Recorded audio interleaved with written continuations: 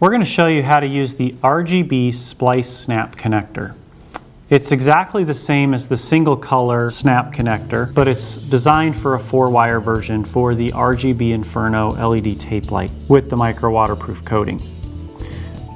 First step you're going to want to do after you've cut your LED tape to the desired size at your cut points is you're going to want to peel back the protective film from the adhesive backing, exposing the adhesive.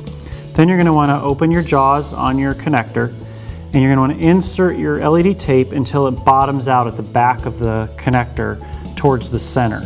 And then you're going to push down just a little bit, just so that the teeth bite into the adhesive and it holds it in place. Then you're going to go ahead and use your pliers, and you're going to crimp it down until it snaps.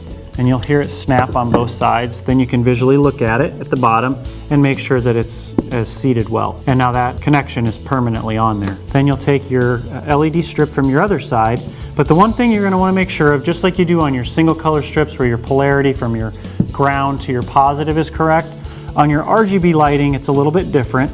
So you're going to have your 12 volt plus, which is going to be your black wire now, and then you're going to have your green, red, and blue wires, which are your ground wires for your color. So you'll go ahead and make sure that those are lined up properly.